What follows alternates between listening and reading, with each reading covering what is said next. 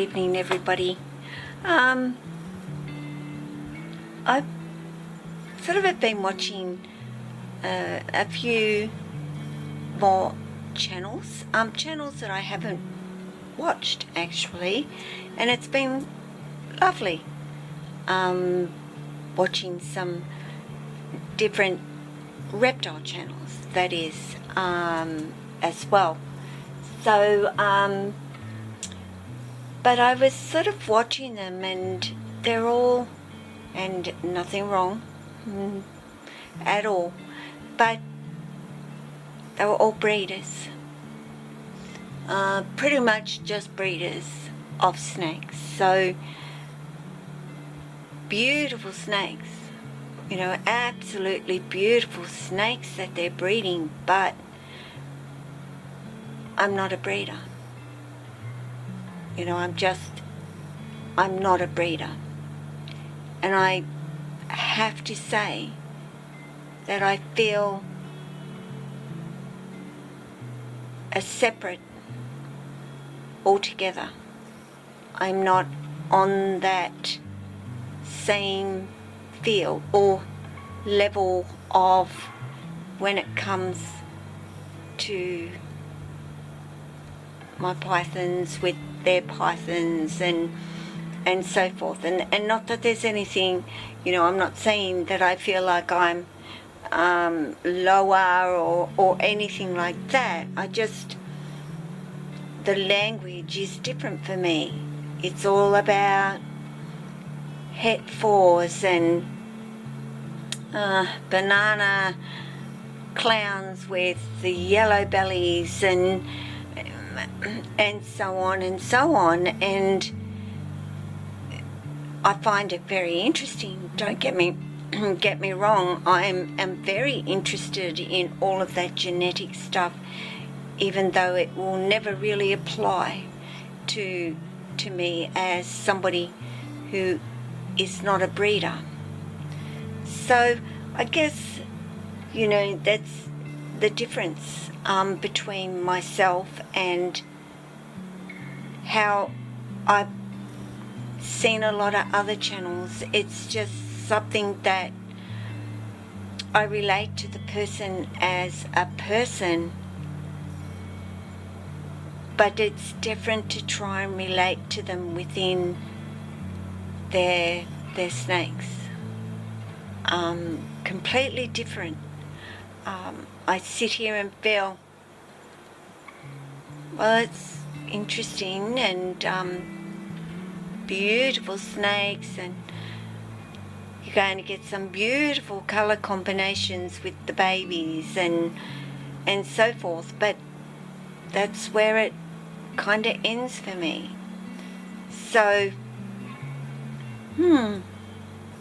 that's just what I was feeling tonight, sitting here looking at my snakes and saying I live in such a different world with my snakes as to how a breeder lives within his world with, or her world with, her snakes. And yeah, I know how they breed, and I know how they do it, and I know how to set it up for them to do it, and I understand all of that, but I'm not focused as a breeder.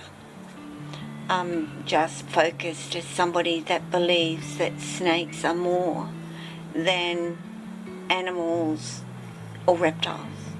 Animals are animals that you look at and you breed and you get babies from, and you can make beautiful babies from, and then you sell them, and then they're no longer yours, they're somebody else's. So, but I'm going to turn around because Jack has bred and did a very good job. Actually, my Jack did. If I can find him up here. Jack, where are you, dude? Oh, there you are. There's my boy. How you doing? How you doing? Hey, how's my boy? That's your spot, isn't it?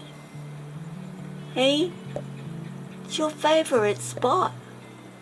Sitting up there looking down at me. I love him being up there. It's great. You know, it's really good exercise for Jack.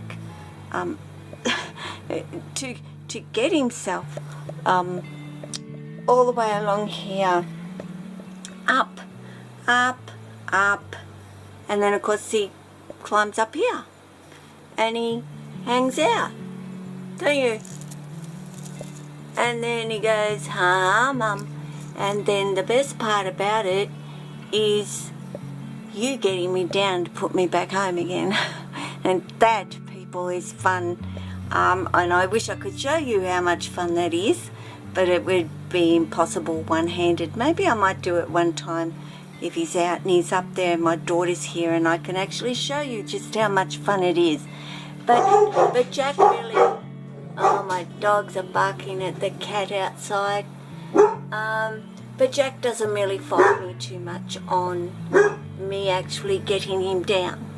He's pretty good about it, actually, and he knows I'm supporting him, and he's okay to loosen up a bit and let me actually get him down. But yeah, within the breeding, Jack has bred with my Lacey, and like I said, did an amazing job without there being too much of effort involved with that. He knew what to do, Lacey knew what to do completely, so I didn't have to do anything, of course. And of course then Lacey laid eggs, and she maternally incubated those eggs herself, and perfect. It was all just perfect. So I'm not a breeder, but I've seen the process of, and I just know it's just not who I am, and it's not the stuff I'm made of. And I'm contemplating breeding. I'm trying to get a better shot for you guys, and I'm standing on cushions, and I'm not very good at this balance stuff these days. But oh, there you go. You might be able to see me a bit better. Hey, Jack. But I am contemplating breeding Tessa, because I know of another hypo male that I can actually breed her with. So I don't know. It's still just a thought in my brain at the moment, as to whether, of course, it's a while away, because Tessa is only just over a year old. So I'd like her to be a few years old before I would even consider actually breeding her. So we'll see. We will see how life goes between now and then. So yeah, I'm not a breeder, and I do find it rather difficult to get the lingo of it all too. But when it comes to understanding snakes and what I think about them and what I know them to be as not just breeders, I think I do okay, guys. That's just my personal opinion of me, of course, but I try to educate people on a different way of seeing their snake and caring for their snake, rather than sticking them in rack system and throwing them in with females, or having females and you throw a male into her and you feed them. I see them as just a whole lot more than that. So I'm going to end it here, and let Jack chill up there for a while. So, take care of yourself, take care of your family, and take care of your snakes. Whether you just care for them like I do, or you breed them. So, ciao everybody.